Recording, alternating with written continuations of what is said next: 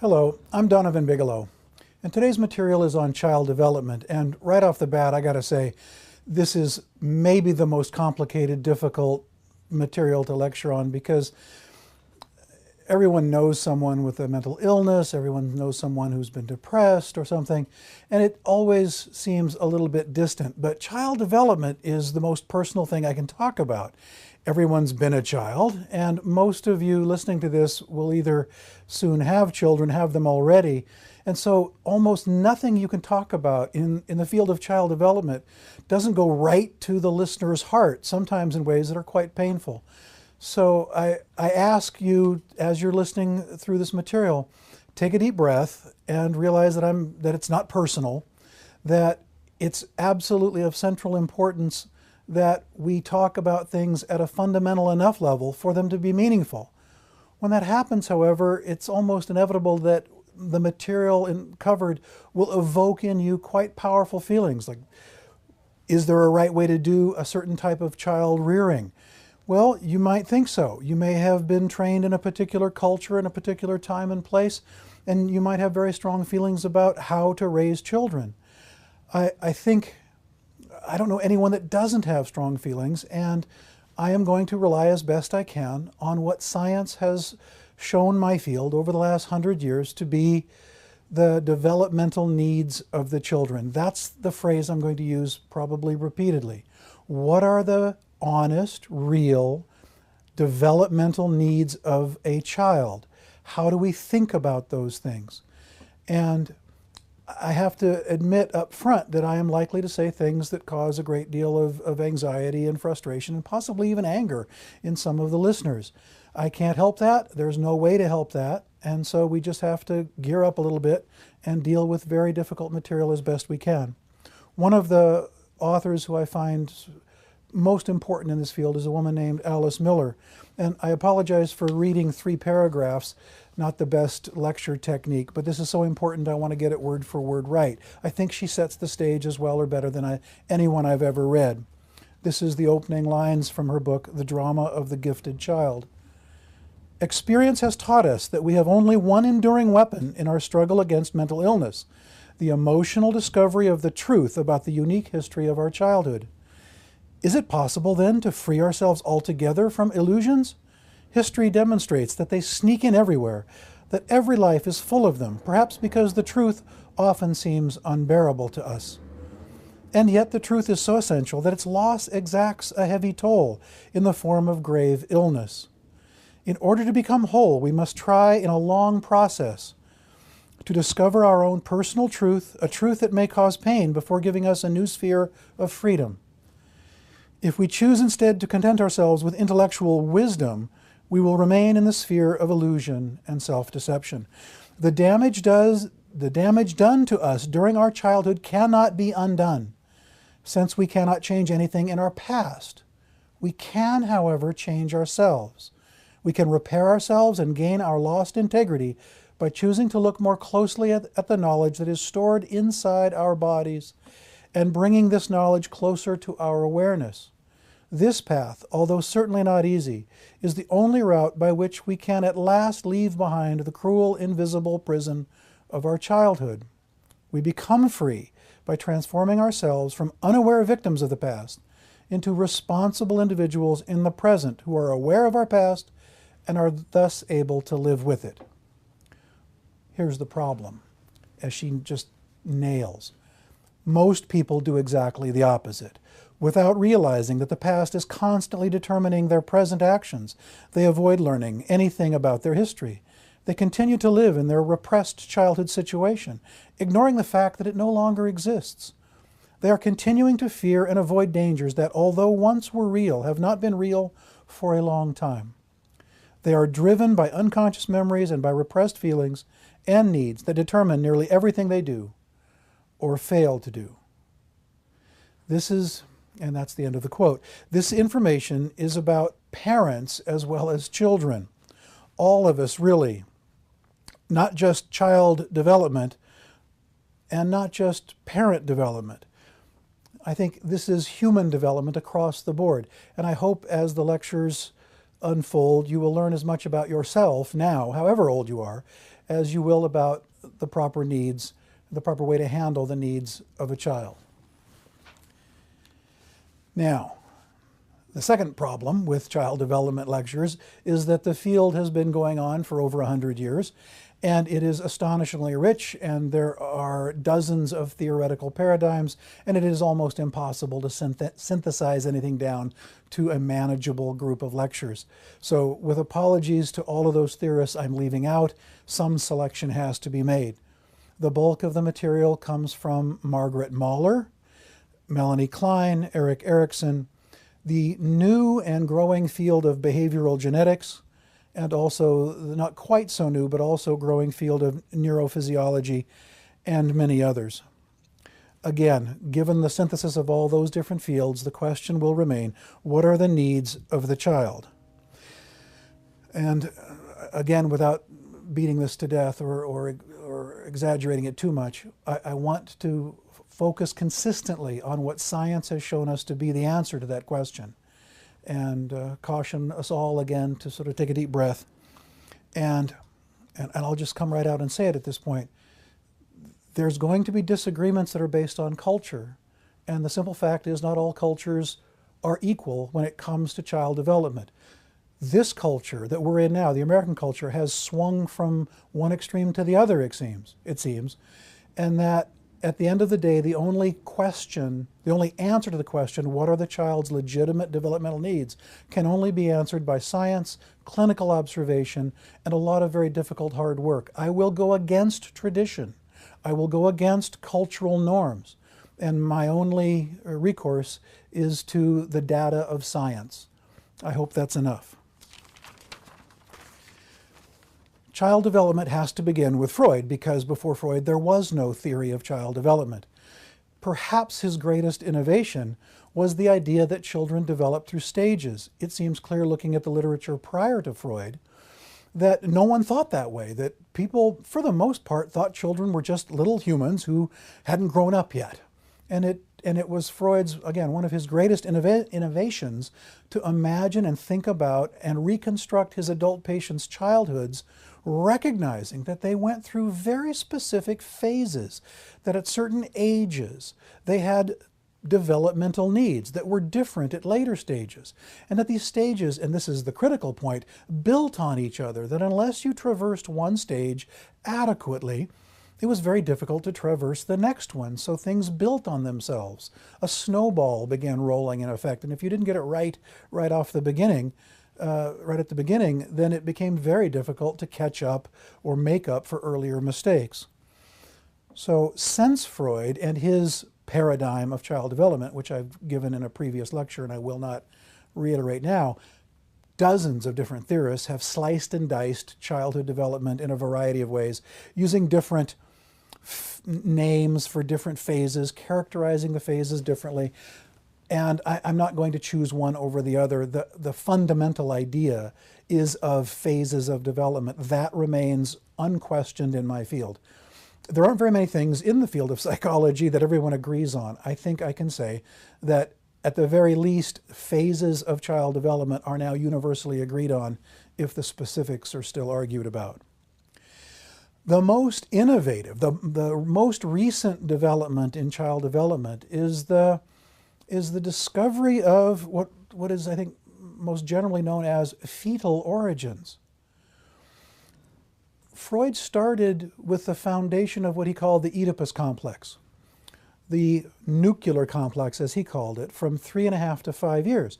He recognized that child development prior to that was important, and something important was going on, but he wasn't quite sure what it was. And he frankly didn't study it very hard or very long.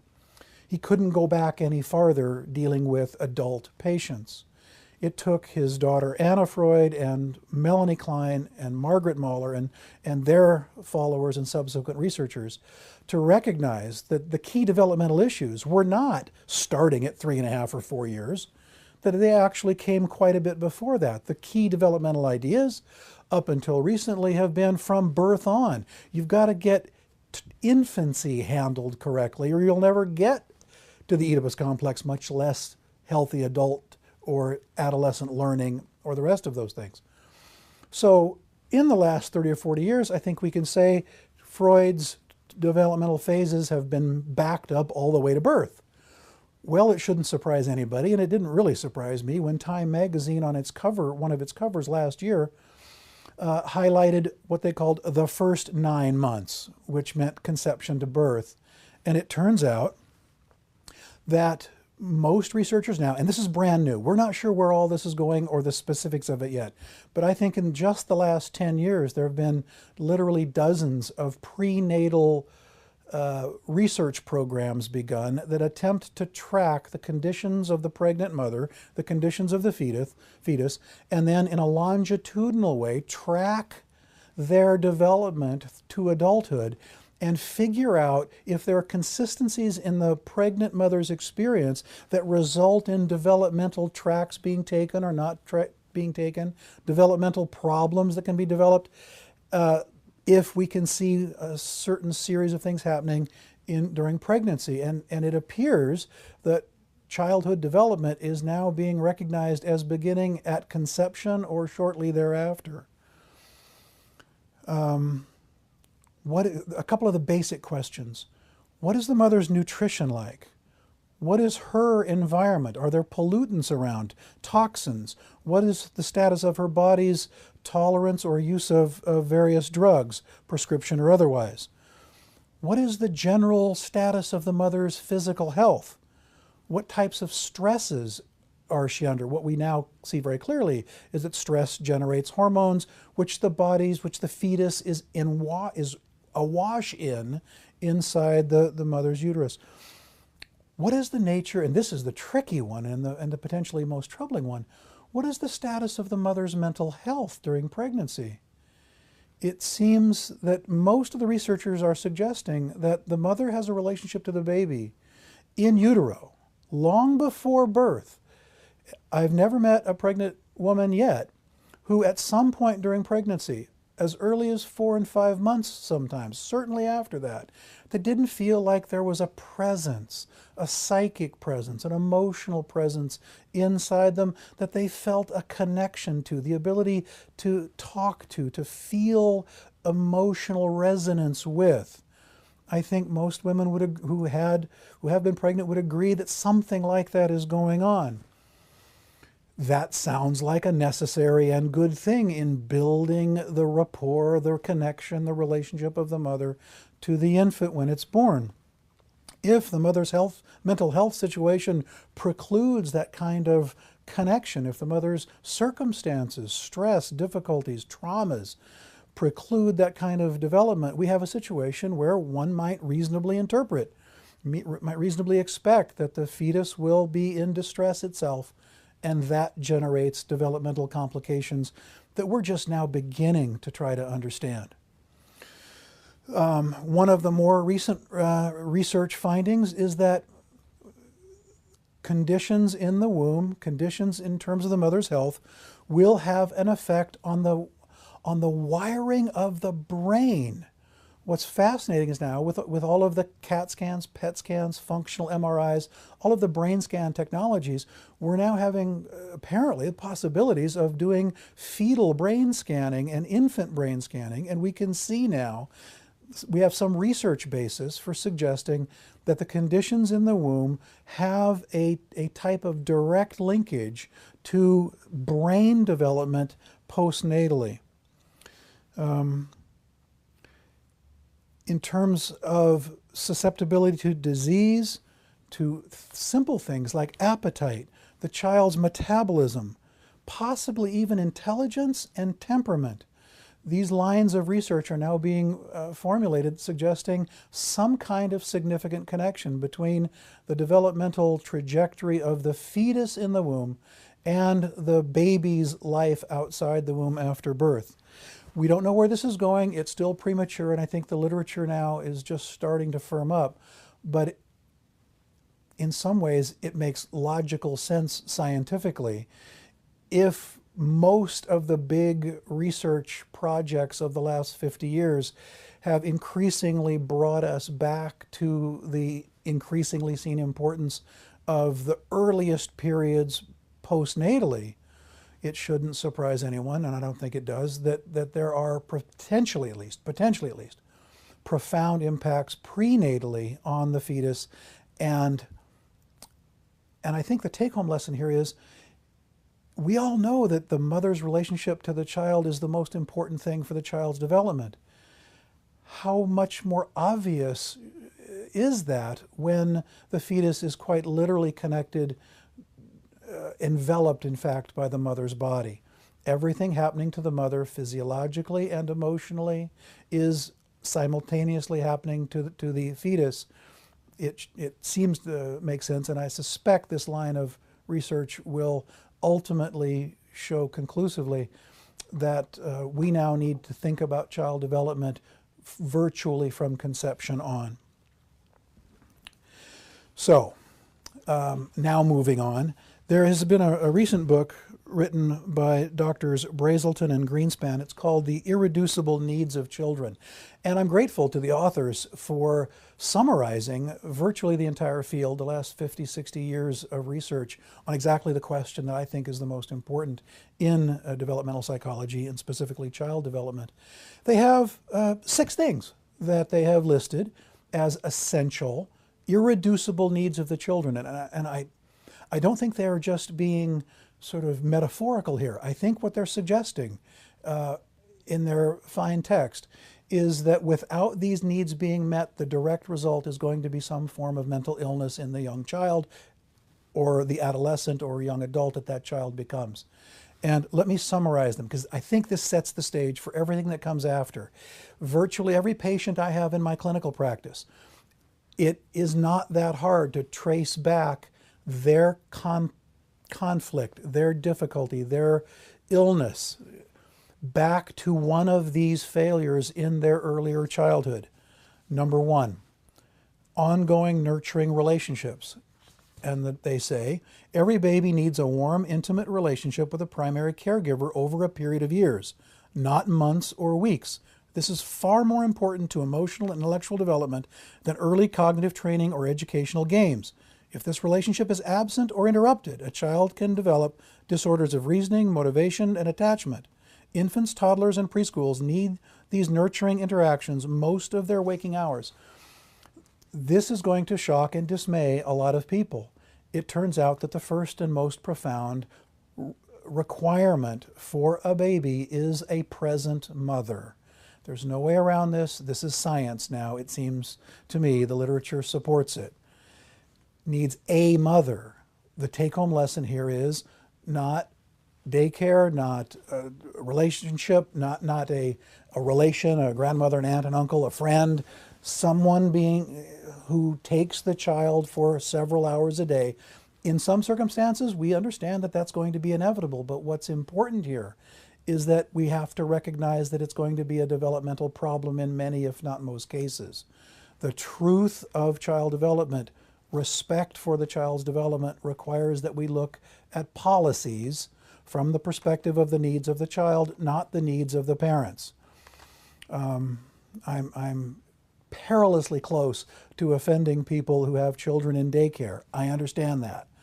I understand how difficult it is. I understand how complicated people's lives are. But Dr. Brazelton's research, which is supported by every bit of research I've reviewed, suggests that the number 1 irreducible need of a child is an ongoing nurturing relationship with a present, healthy, appropriate mother. Other things in addition to that, but that's the first one, and as much of it as possible throughout the childhood years.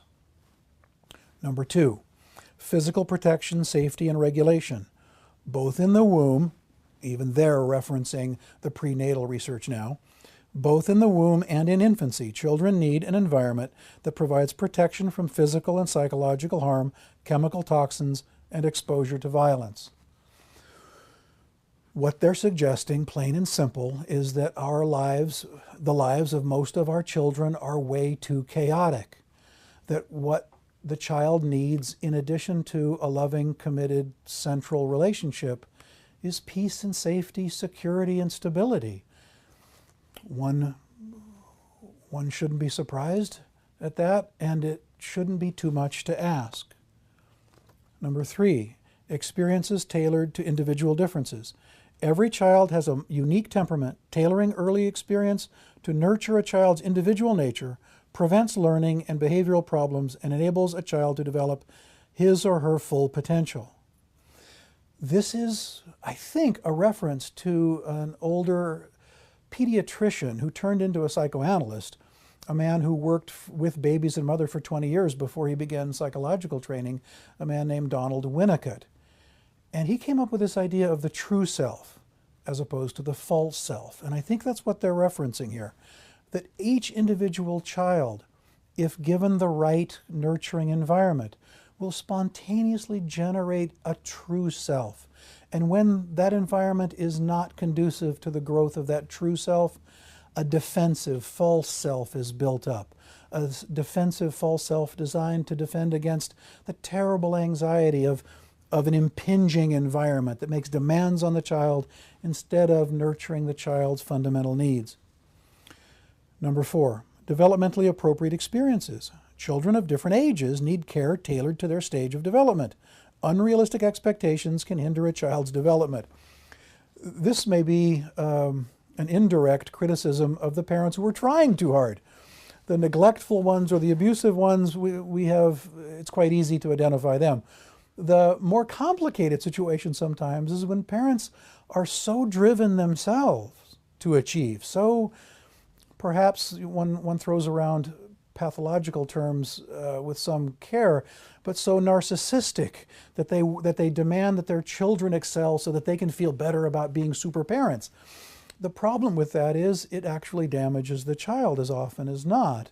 It's about the parents' needs, not the children's needs, and therefore generates problems. We must encourage our children to become all they can be, to use the phrase, but the simple truth is we have to tailor those inspirational opportunities for their needs, not make them comply with our expectations.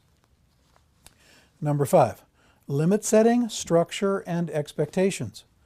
Children need structure and discipline. I don't think anybody doubts that anymore. They need discipline that leads to internal limit setting. Now, this is the hard part. They need discipline from parents who themselves are disciplined. It will not do any good to tell a child what to do when the parent themselves can't do it in their own adult lives. Disciplining a child is easy. Disciplining them in a way that meets the child needs is very hard for the parent because it isn't what you say, it's what you do. The children learn by taking in the example, the emotional resonance. And if the discipline comes from a place of anger, hostility, frustration, fear, anxiety, and not devotion and love of the child and their needs, then the discipline is going to derail the child's development, not assist it. They go on. They need discipline that leads to internal limit setting, channeling of aggression, and peaceful problem solving. Channeling of aggression, not its extirpation, not eliminating it. Children, human beings, are aggressive creatures. We evolved that way, or God put us here that way. Anyone with 5 minutes of review of history knows humans are naturally, instinctively, genetically aggressive creatures. To take that away from us is to emotionally castrate us. We will be aggressive. We have to be. The question is, what do we do with it? Can it be channeled to creativity? Can it be channeled to creative work? That's the kind of management of aggression children need from sane, careful, responsible adults. To reach this goal, they need adults who empathize as well as set limits. They need expectations rather than labels, and adults who believe in their potential but understand their weaknesses. They need incentive systems, not failure models. I think that speaks for itself. Number 6, and finally, stable, supportive communities and culture. To feel whole and integrated, children need to grow up in a stable community. This means a continuity of values in family, peer groups, religion, and culture. This one, I think, is the most neglected. Our culture has become chaotic. Our families are breaking up. The divorce rates are through the roof, and few now seem to be raised in traditional homes. One of the things that the authors have noticed is a statistically significant increase in developmentally related problems in children of divorce, in children of broken homes, in children of single parents. there is no denying the fact now, the federal statistics are conclusive on the matter, that children with chaotic childhoods do not develop as well as they might. So the last thing that is needed is stability. We'll talk more about that later.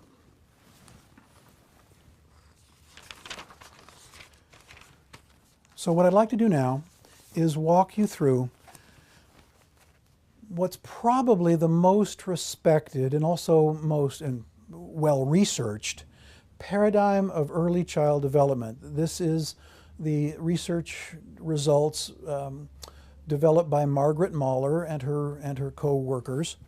And the way she describes it is the psychological birth of the human infant. A brief explanation of that.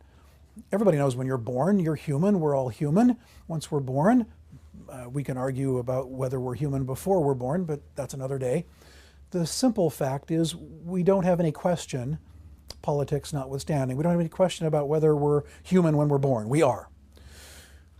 And when are we fully human? When are we psychologically born? Because a 2-day-old infant is not a human being in the psychological sense I'm talking about. They don't have a sense of their own identity. They cannot think in language. They are a complicated little proto-organism. They have a lot of things going on in their little minds, but it is opaque to us for the most part. We can't see inside their minds. They can't tell us what's going on. And it's very difficult to look inside an infant's mind and figure out what's going on. But that's in fact what Mahler and her researchers have been trying to do for 30 or 40 years. They've spent literally years sitting with babies and mothers, watching them, taking notes, tracking development of individuals, tracking groups of individuals. And this is how they think development happens. And I will, after the Mahler material, describe some object relational conclusions that we've been able, I think, to, in a very useful way, describe what's going on in a baby's mind. Now, we don't know, this is where science gets a little weak. We can observe clinically, but we do not have the ability to look inside the mind of a child and accurately take it apart and put it back together like it's a car engine. That we cannot do, fortunately, I think. So, while I'm a big fan of hard science, while I respect the physicists and the mathematicians and the biologists, the simple truth is psychology does not go that far down the road toward hard science. The best we can do is this clinical observation and theory development out of, quite literally, endless clinical observation. That's the best we have now. If someone can come up with a better idea, I'm all ears. This is the result of 50 or 60 years worth of exactly that sort of observation. So, the growth process of the psychological birth of the human infant. The first thing she realized, Margaret Mahler, is that these stages of development don't have very clear boundaries. I think that's why, since Freud, it seems like every other developmental psychologist has come up with their own series of stages, given them new names, sliced and diced the child's developmental years in different ways. And I think that fact, if you step back and look at it a little more broadly, simply means that there's more continuity in the child's development than there is clean and clear stages that at 2 months and 3 weeks and 4 days, we can say, aha, they're in the next stage. It doesn't work that way. These stages are really heuristic devices, training devices, teaching devices that therapists and teachers use to help us make sense of masses of data. Please do not misunderstand a theory for reality. The theories, and this is true across the board in all of these psychology lectures, a theory, if it's useful, then we should use it to make sense of our world and our minds. But it is not being put forward as some sort of absolute truth. Even when I've suggested science says X, we are open to better research, we're open to deeper learning and truths based on better science down the road. I certainly hope that's forthcoming. If I give these lectures again in 10 or 15 years, I certainly hope they are radically different as we learn more things. This is the best we have. And so I'm pitching what I think is the best theory. It represents the best science, but it absolutely isn't being presented as some sort of final absolute truth in development. That we do not have and probably never will. Okay, so we're blending boundaries, and Margaret Moeller, and I think maybe more so Melanie Klein, saw the human mind as an accumulation of experiences. An accumulation of experiences in the child's environment, and this is critically important, combined with the genetic potentials that every human has as soon as the egg is fertilized with the sperm. That we have two things going on here simultaneously. And if there's one huge innovation in modern developmental psychology, it's that no one with more than 10 minutes of review of the literature in the field ever suggests that any human behavior is caused by genetics or the environment alone. You see it on the news all the time. It makes a great headline. It has nothing to do with psychology or development. School shooter must have a bad gene, or his mother must have dropped him on his head too many times. His mother must not have loved him enough. It is impossible. There has never been a single case of anyone on this planet tying in some direct causal way a single event in childhood with a specific human adolescent or adult behavior. It's never happened. It's never going to happen because the human mind isn't put together that way. I think Klein and Mahler were correct. The human mind is the slow accumulation, the slow developmental process of both life's experiences taken in and the unfolding of genetic potential. And the best researchers now are confirming over and over that any human behavior is always a combination. And I think it's even deeper than that. What we see now from earliest child development is that the genetic potential itself is determined in part by the environment. A baby who is loved well and cared for well, has a different brain structure than one that's been neglected and abandoned. In simple fact, love makes your brain grow. And simultaneously, without an adequate environment, the potential for biological growth is stymied. It takes both of these things. No matter what the environment, if you have blue eyes as a child, you're going to have blue eyes as an adult. There are certain things the environment can't change. There are certain potentialities that are genetically encoded. That's true as well. And what we see is this incredibly complex interactive matrix of genetic and environment. And so in terms of child development now, we must look at both of those things as carefully as we can and simply accept the immense complexity of human adult behavior. No linear causation. We must look at a snowball and it's like trying to tease apart which snowflake is which inside a snowball. You can't do it. Same thing in terms of child development. The conclusion is simply this: genes and environments always interact together. No way to tease them apart.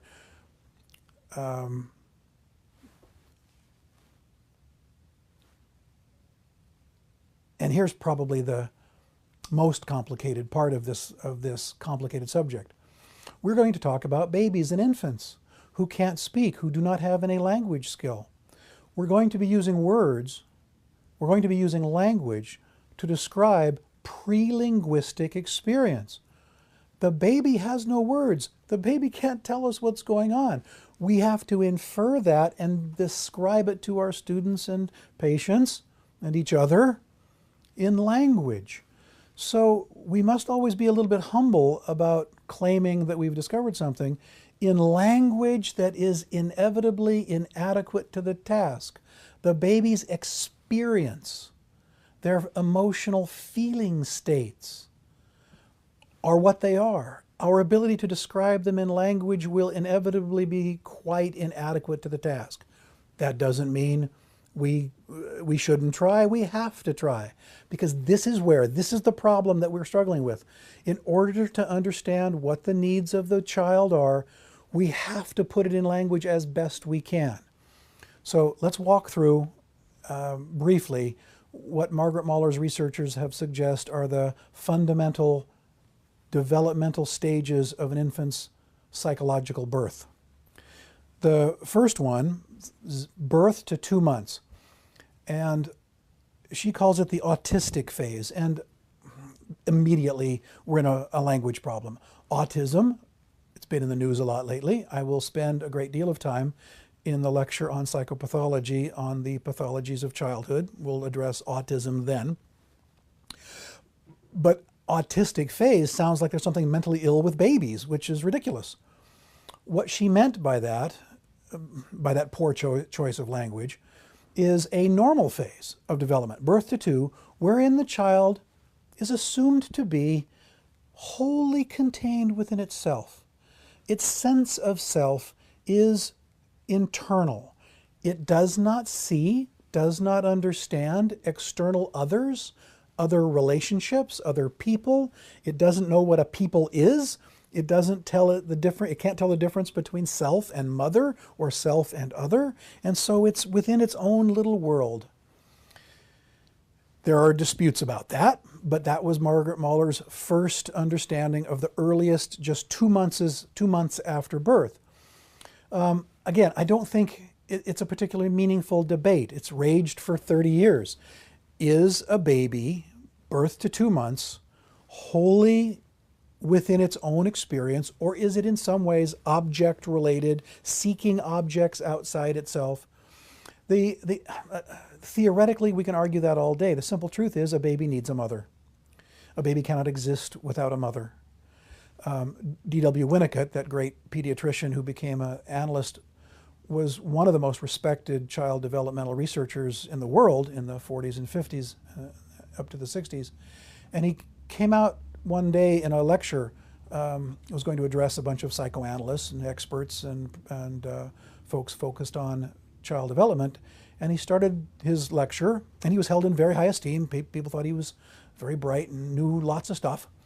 And he walked to the podium, looked at everyone, held their eyes for a minute, and began by saying, "There is no such thing as a baby," and was silent for a minute or so. And it made everybody nervous. And why is he silent? And what did he say? Wait a minute. There's no such thing as a baby. Well, of course there's such a... I have one. I have a baby. And then after the nervous laughter sort of reached a certain peak, he stopped and smiled and he said, "There's no such thing as a baby alone. There is only a baby and a mother together. A baby alone is unimaginable and could not survive." And I think that was his point, that whether a baby theoretically is connected to an external object or not is irrelevant. A baby, in order to survive, must have a mother. And that turns out to be literally true. At the end of World War II, during World War II in London with the bombings, many parents were killed, and there was babies that were orphaned. And so the British government, responding responsibly, even during wartime, took all these babies together to a safe hospital to the north of England. And there was approximately 150 of them, babies, from birth to just a few days or weeks, months old. And they lined them all up in bassinets, and they were well fed and cared for and cleaned and medically checked and safe. And within 6 months, half of them died. And they didn't know why. And once the research happened, and once some fairly bright folks looked at the data, they concluded, quite terribly in fact, it seems, that they died of loneliness and broken hearts.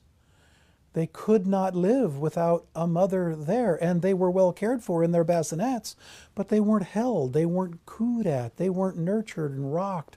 They were simply kept in a very efficient, very clean, very well-tended baby warehouse, effectively. And they died, half of them. And one assumes that the other half that survived were traumatized by the experience.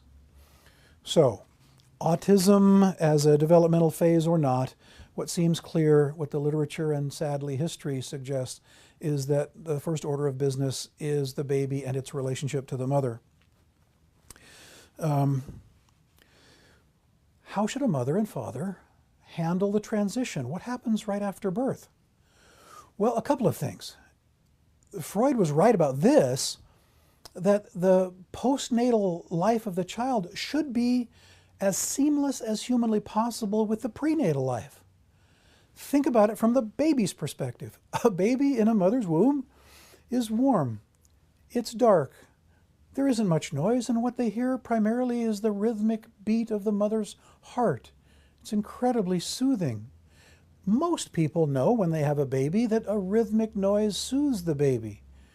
Some parents claim that either a kitchen fan, the sound of a car engine, the beating of a clock, some rhythmic sound will put a fussy baby in a state of soothing rest rather quickly. And the reason is obvious. It reflects to them a sense of peace and security of the womb. So that is why babies aren't impinged on by loud noise, by rock and roll music, by doors slamming, by bright lights. We keep the baby's existence as close to the prenatal life as possible. Soothing, soft voices, warmth, dim lights. Then they can transition. And I tell students all the time, folks, we don't appreciate the trauma that birth is to the child. If I could transport you to the most alien world imaginable, the differential between your life and that life would not be as great as the baby's transition from prenatal to postnatal life. What an alien environment the poor baby is thrown into, not to mention the birth of trauma itself. And so please, recognizing that the needs of the child must be for a transition, a slow transition. As Freud said, attempt a seamless transition from pregnancy to postnatal life.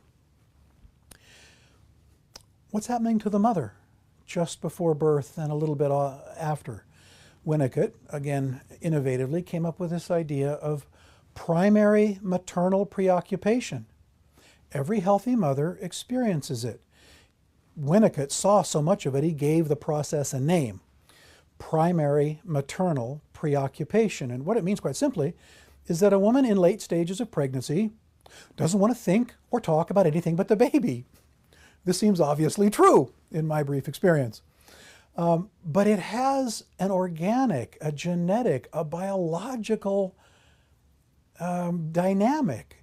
It isn't that the mother chooses just to talk about it. It's that it's almost hormonal, a genetic release of some kind. We're not clear of the mechanism, but it seems so universal as to suggest it's in fact biological. And it continues into the first month or two of a baby's life after birth. Talk to a mother with a 1-month-old child. What does she want to talk about? The odds are, if she's healthy, nothing but that baby's little life and its growth and what it's done today and how beautiful its little poops are and how fabulously it pees. One can get bored with this kind of talk, but it's inevitable around you young mothers. And if you recognize it for what it is, a healthy, appropriate mother focusing down on the needs of the child, you can be tolerant and in fact supportive. And it makes sense evolutionarily speaking. If, in fact, we've to some degree evolved, then those babies whose mothers had a little more of the tendency to care for them, care about them, focus on them, would have survived better to the point where it's become a universal form of female biology. What happens if it's an adoptive situation? Then primary maternal preoccupation does not exist, apparently. It doesn't exist at all in the genetic, biological way a natural mother feels or experiences. This might developmentally be somewhat of a problem that has to be recognized, because an adoptive mother may love the child, may focus on it quite a bit, but it's not equal. It's not the same as a mother in the midst of primary maternal preoccupation. And it isn't the same quite literally physiologically. When the child is born, it knows its mother already in the way the mother knows the infant. If the mother keeps the baby for a short period of time, the smell of the mother, the tone of the mother's voice, the rhythm of the mother's heart, and the feeling of the bodies coming together is a profound imprinting experience to the baby. sets up an identification that begins its psychological birth. If that is shifted, then there's trauma, and it has to begin again. If a baby is handed off among various folks, its mind never gets a chance to grow. It takes a single mother, not a single mother, it takes one mother focusing on that child's development. The baby becomes the person that the mother sees. It is that mother's consistent mental, emotional presence that forms the bedrock of the child's mind. One of my first supervisors said, the mother creates the self in the child.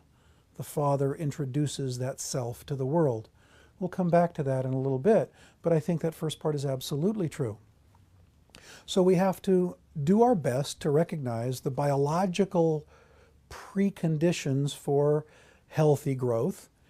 And if those conditions aren't met, we simply have to recognize it and do the very best we can. It won't do to pretend every mother is just as good as every other, because that simply is not true, and the baby's needs, if that delusion is maintained, cannot be effectively and appropriately met. Okay. Now that sounds like I'm being a little bit demanding of mothers, and I am. Winnicott had a name for it, because he came up with a lot of these names. He called it the good enough mother. You don't have to be perfect. It's not that high a standard. But to Winnicott, good enough mothering was a very high standard indeed. What he wanted to do, I think, was allow for the biological probability that most women are biologically capable of having children and being good mothers. And yet, in our culture, the way it is now, he saw that we don't have the kind of tribal environment where young women are exposed to children being raised, often assisting in the raising of their younger siblings or extended families. The great tragedy, it seems, in some ways, at least from the perspective of child development, is the very first baby a modern woman often holds is her own, and does not have an opportunity the way children have historically or in traditional societies to be with, to be around, to handle, to help raise multiple children before it's her turn to raise her own. So, good enough mother, I think, remains a critical idea.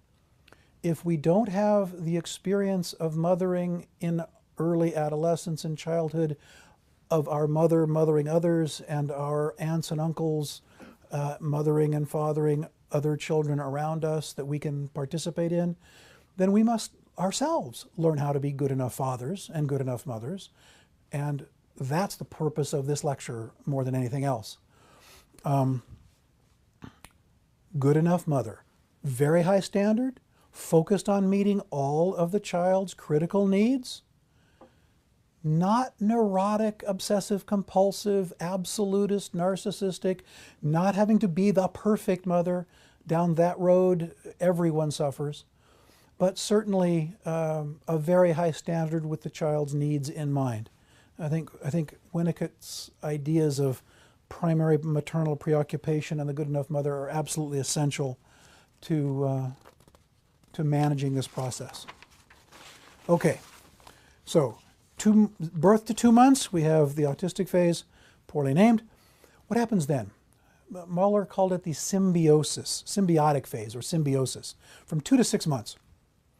That's when the baby starts realizing that there's it's dimly aware of a need-satisfying object, that there's something out there. Now, it is still felt to be a unity, still felt to be one. That's symbiotic, that's what symbiotic means. A dual unity within a common boundary. Freud called it this oceanic feeling, this feeling of oneness with the mother. Fabulous feeling. Powerful feeling, and yet just slightly other, not quite, within one boundary, a dual unity. I've never heard it better than that, a dual unity. And at this point, what we have physiologically is an explosion of physical development. Not just the experience being taken in by the child of the emotional dynamic between the mother and itself, but memory, the cognition, motor coordination. The child is starting to move.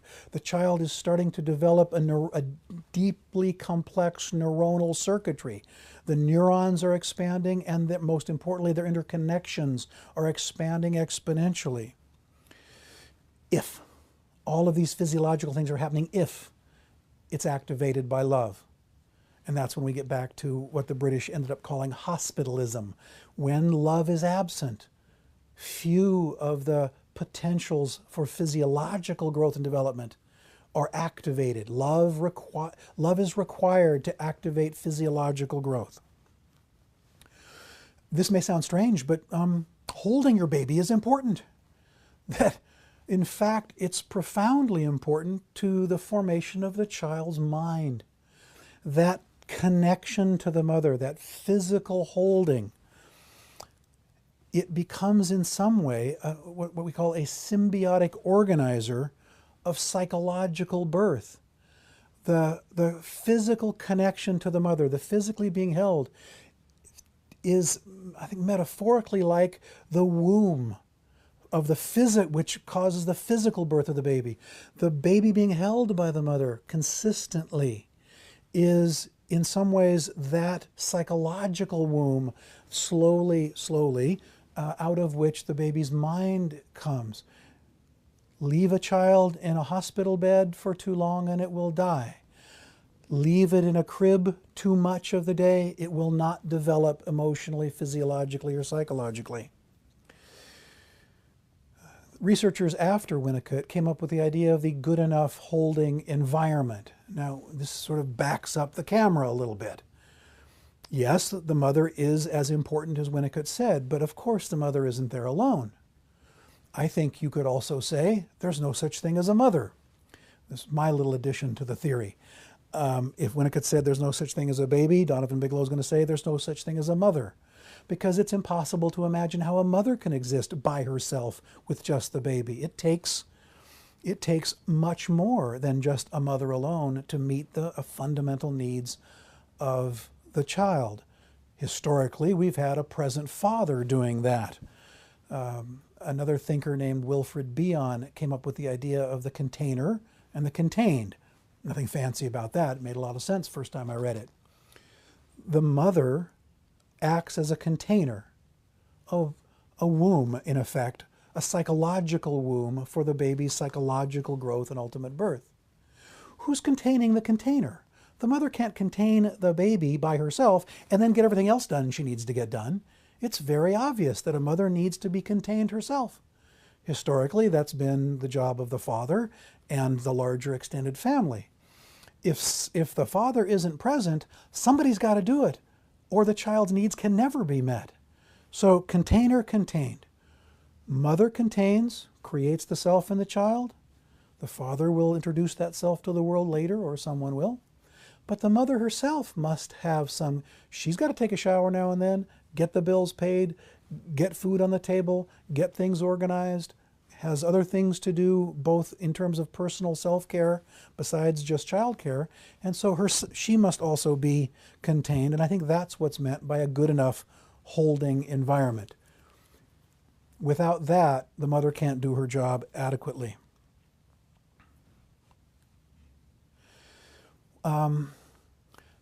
Specifically, the baby's emotional life at this stage.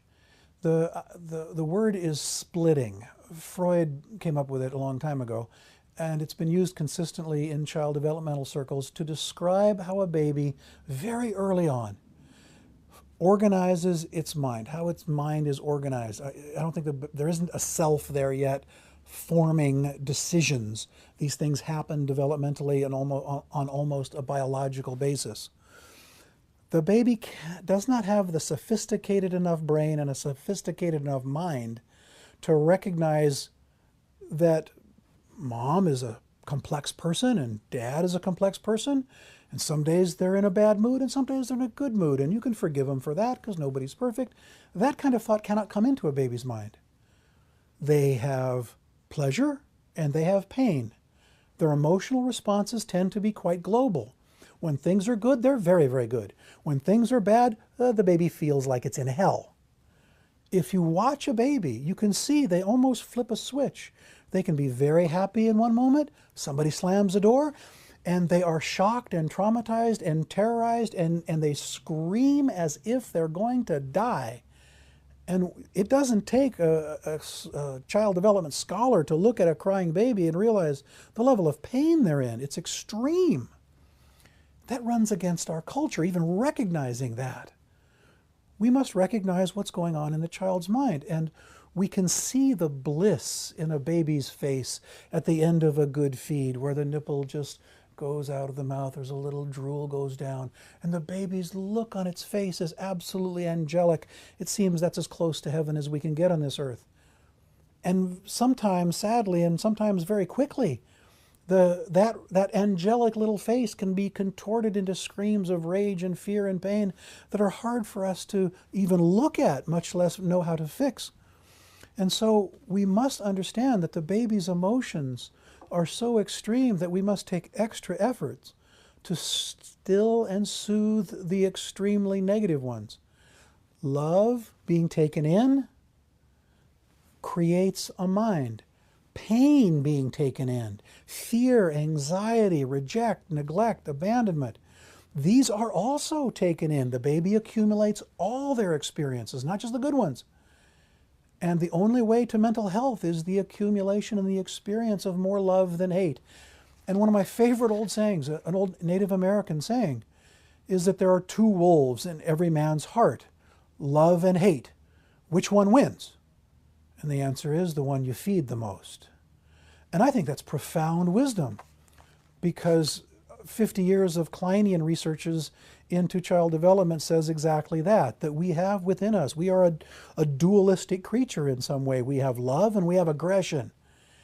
And we must take in more love or the aggression rises to the fore. If we take in more pain and suffering and fear and anger, then we take in love. That's going to be the core building blocks of our mind. And down that road is mental illness, without question.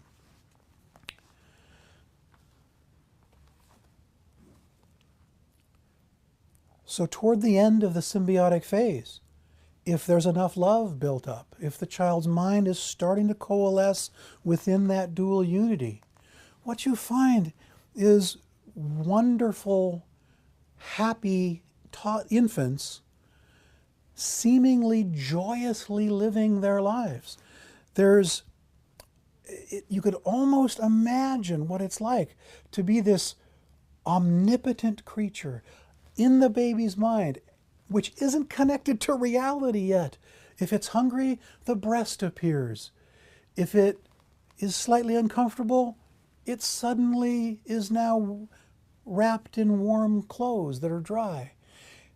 The fantasy seems to be that the child controls this, that the baby has this omnipotent power to make all these things happen, to meet its own needs, when it really is just the ministrations of an attentive, devoted mother.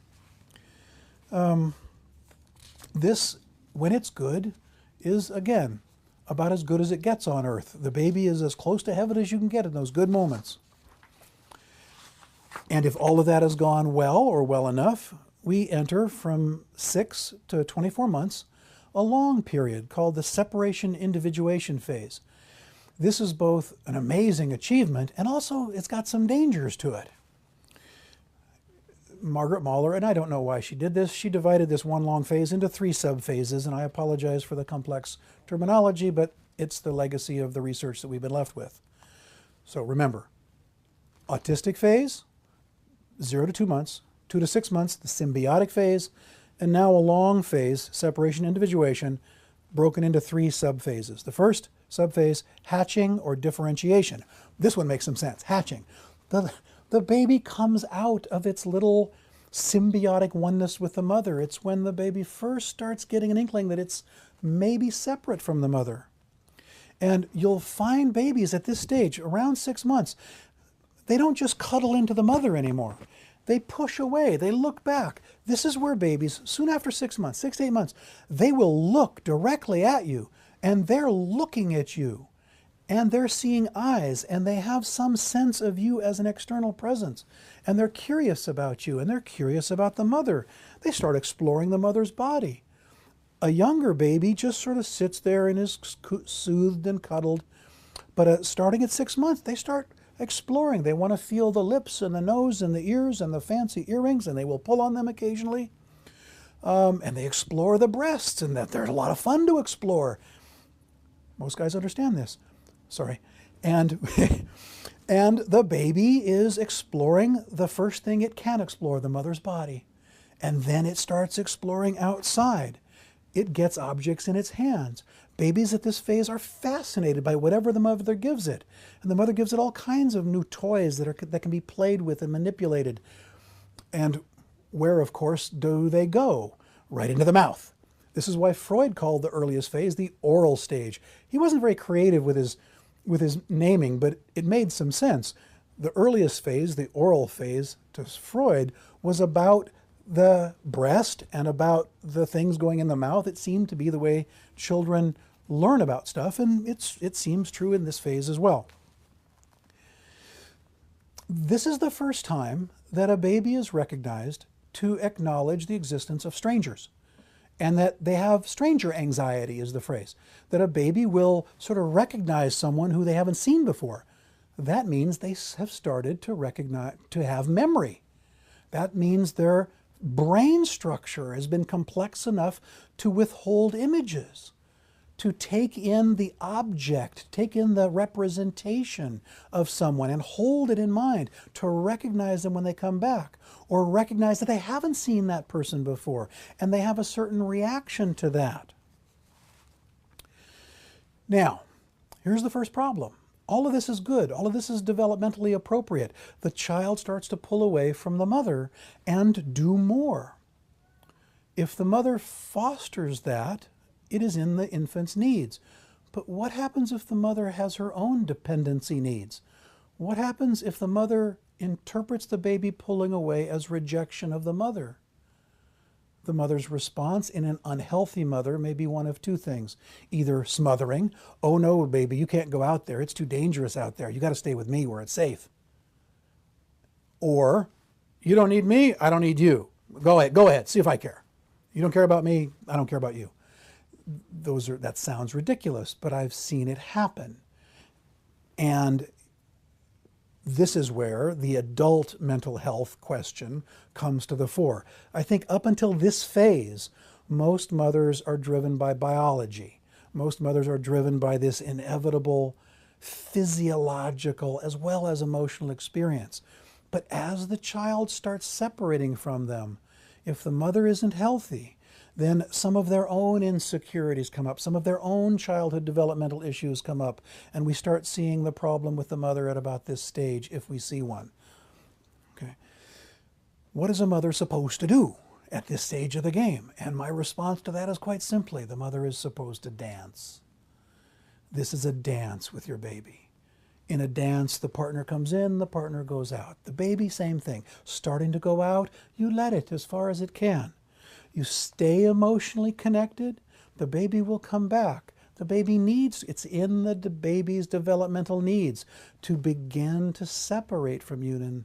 And that's going to be a loss to you, and it's a loss to the baby in some ways, but it's also driven by biology. The baby needs to explore.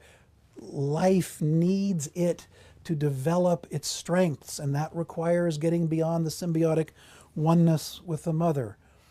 At this stage, if the mother can let it be a dance, let the baby's not going away, not running away, not being taken by someone else. There's room in the living room to let the baby move a little bit on its own if it can, and always be there.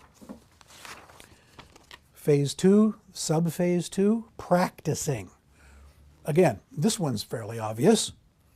What we find is that a healthy baby who's had its needs met up to now feels delight in movement. They go from sitting on laps to crawling to walking at some point, not particularly quickly or with much stability at first, of course, but they are so proud of themselves. If you see a baby the first time it stands up on the coffee table and standing on its own little 2 feet, you think it just conquered Everest. when you see its face, when it walks for the first few times, takes a few uncertain steps, a little bit hesitant, a little worry on its face, and then it stands and can move, there is glory in those first few stable steps. It's very exciting. Repetitions become important at this stage of the game.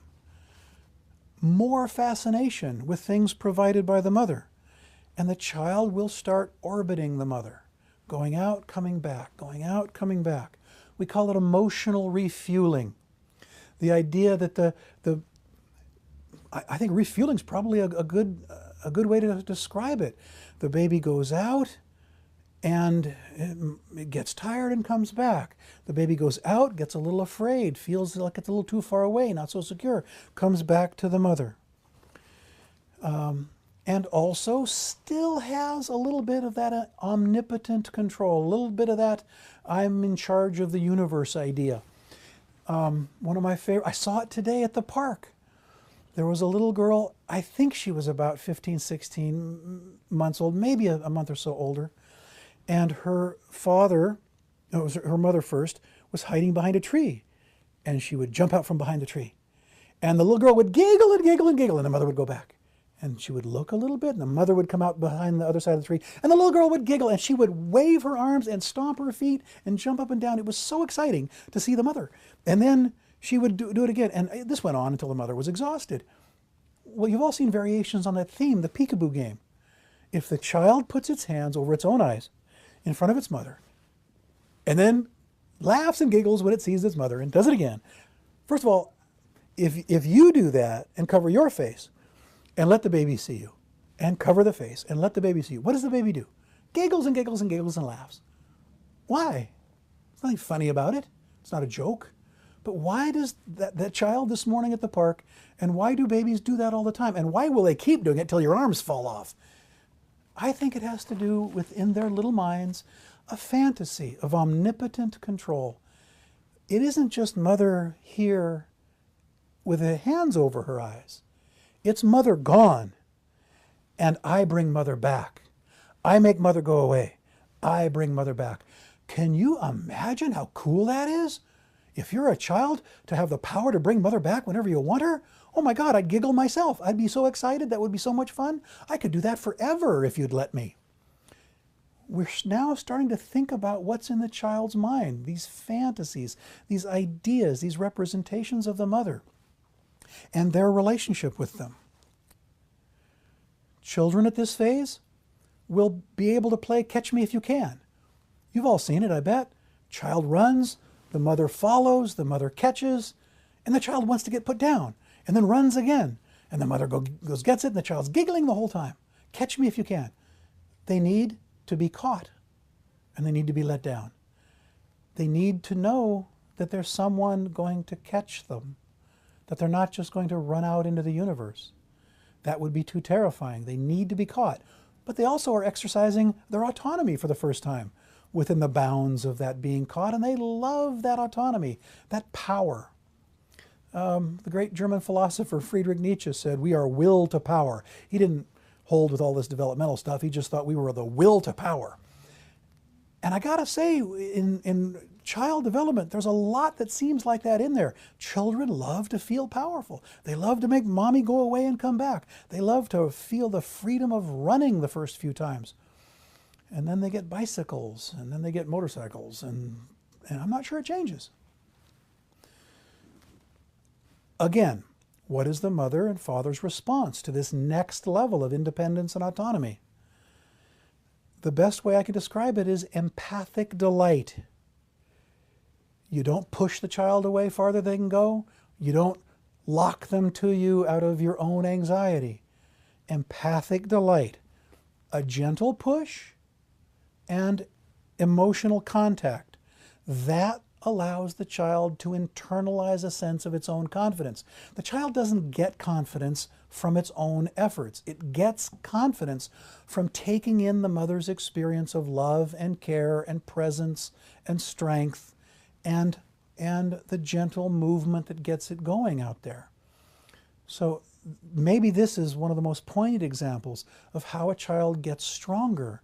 It has to have a strong mother there allowing it to do this dance, this separation, practicing, movement, strengthening, and then refueling back to the mother as it needs. A gentle push and emotional contact equals the child's internalizing confidence.